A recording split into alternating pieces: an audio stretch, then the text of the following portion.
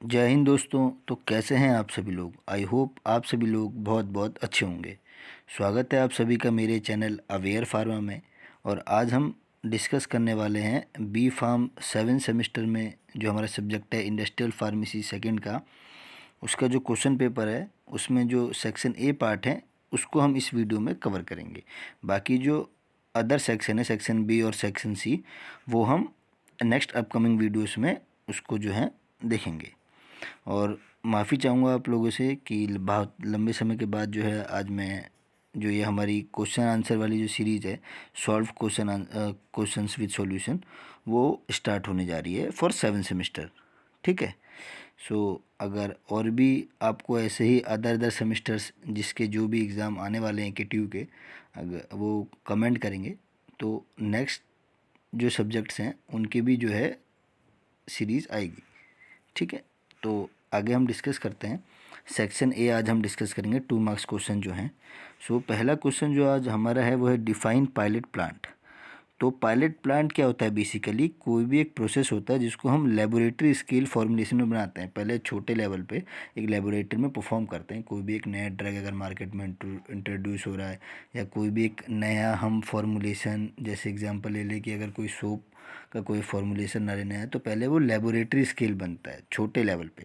उसके बाद हम उसको स्केल अप करते हैं एक इंटरमीडिएट स्केल पे, जो कि लार्ज स्केल पे हम उसको यूज़ कर पाएँ।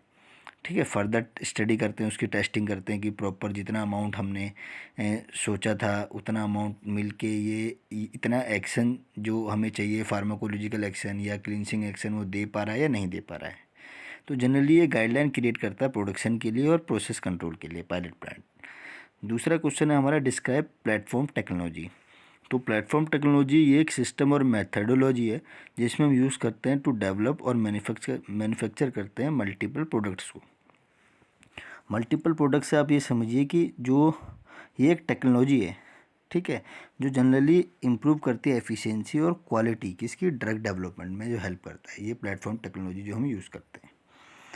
नेक्स्ट हमारा जो क्वेश्चन है वो डिफाइन कॉन्फिडेंशियलिटी एग्रीमेंट। ये एग्रीमेंट क्या है? ये एक एग्रीमेंट है जिसको हम नॉन क्लोजर एग्रीमेंट और कॉन्फिडेंशियल डिस्क्लोजर एग्रीमेंट के नाम से भी जानते हैं। जनरली अगर हम कोई भी इंफॉर्मेशन शेयर करते हैं, ठीक है, जैसे एक आपको एक एग्जांपल के तौर पे मैं समझाना चाहूँगा। एक baby Johnson and Johnson company है, वो एक पाउडर बनाती है जो आपने देखा मोस्ट फेमस पाउडर है। तो उसकी जो फॉर्मुलेशन है अगर वो किसी और थर्ड पार्टी मैन्युफैक्चरिंग, जो उनकी जो ब्रांड है उसको वो बनाने के लिए थर्ड पार्टी मैन्युफैक्चरिंग को देती है कि आप बनाइए, तो उनके साथ जो वो फॉर्मुलेशन वो शेयर करती है तो उसके लिए कि लीगल कॉन्ट्रैक्ट साइन कराती है ये एग्रीमेंट, कि वो जो भी हमने आपके साथ फॉर्मुलेशन शेयर की है वो उसको आप किसी को भी शेयर नहीं करेंगे, नहीं तो हम आपके ऊपर लीगली एक्शन ले सकते हैं। तो उसके लिए उनकी कॉन्फिडेंशियलिटी को जो है प्रोटेक्ट करने के लिए उनकी इन्फॉर्मेशन को, उसके लिए ये एक एग्रीमेंट है। नेक्स्ट जो हमारा क्वेश्चन है वो डिस्कस करेंगे प्रैक्टिकल एस्पेक्ट्स ऑफ कमर्शियलाइजेशन।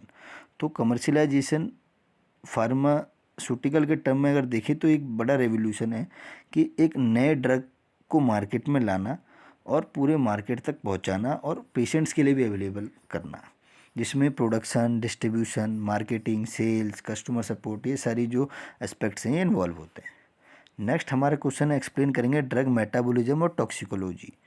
तो ड्रग मेटाबॉलिज्म और टॉक्सिकोलॉजी दोनों ही इम्पोर्टेंट एस्पेक्ट है इंडस्ट्रियल फार्मेसी के, जो कि हेल्प करते हैं किस चीज़ में, ताकि हम ड्रग की सेफ्टी और इफ़ेक्टिवनेस जान सकें।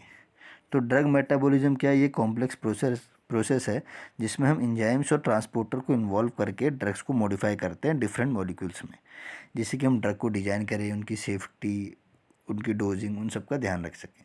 वही टॉक्सिकोलॉजी नाम से पता लग रहा है, टॉक्सिक इफेक्ट की स्टडी को टॉक्सिकोलॉजी कहते हैं, study of adverse effect of drug और chemicals on living beings. Next हमारा क्वेश्चन है कोट करेंगे the responsibilities of regulatory affairs professional. तो इसके अकॉर्डिंग जो रिस्पॉन्सिबिलिटी होती है रेगुलेटरी अफेयर्स प्रोफेशनल की वो हमें इस क्वेश्चन में बतानी है। तो क्या होती है? ऑडिटिंग करते हैं, मॉनिटर करते हैं, वो रिपोर्ट्स को कलेक्ट करते हैं, और रिपोर्टिंग जनरली करते हैं अलग अलग जगह पे जाकर, प्रेजेंटिंग करते हैं, इंटरप्रेटिंग करते हैं, ये सारी चीज़ें। नेक्स्ट हमारा जो क्वेश्चन है वो मोस्ट इंपॉर्टेंट क्वेश्चन है डिफाइन ISO 14000। जनरली अगर आप इंडस्ट्रियल फार्मेसी आपने पढ़ा होगा, 2 ISO होते हैं, एक ISO 9000 और एक ISO होता है 14000। तो जो 14000 ISO है वो इन्वायरमेंटल मैनेजमेंट सिस्टम के लिए, और जो 9000 है वो क्वालिटी मैनेजमेंट सिस्टम के लिए। तो ISO 14000 के अंदर हम ये डेफिनेशन लिख सकते हैं कि ये एक सीरीज़ है इंटरनेशनल स्टैंडर्ड्स की, जो हेल्प करता है ऑर्गेनाइजेशन को ताकि वो मैनेज कर सके इन्वायरमेंटल इम्पैक्ट्स को।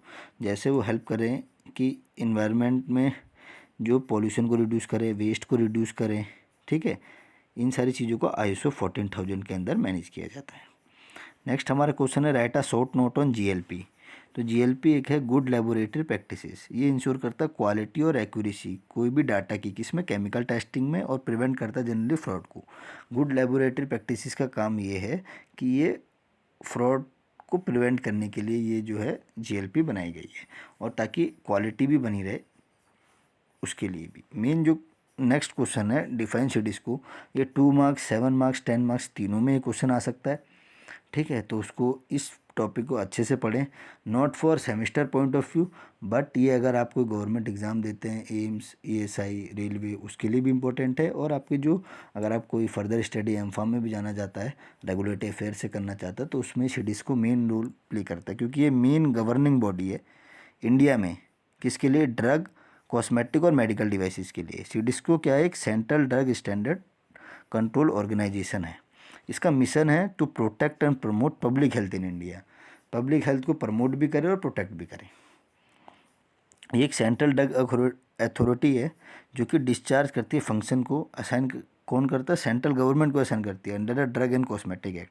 ये रिस्पॉन्सिबल है approving new drugs clinical trials के लिए भी ये रिस्पॉन्सिबल है ना। लास्ट हमारा जो क्वेश्चन है इसमें वो है, define certificate of pharmaceutical product, COPP, जिसको हम शॉर्ट फॉर्म से जानते हैं। तो COPP क्या है, एक सर्टिफिकेट है जो कि इशू करती है कौन, एक फॉर्मेट में WHO ने रिकमेंड किया है, ताकि हम क्या इस्टेब्लिश कर सकें कोई भी फार्मास्यूटिकल प्रोडक्ट का स्टेटस क्या है, कि कितने उसमें कितना अमाउंट ऑफ क्या प्रोडक्ट मिलाया गया है।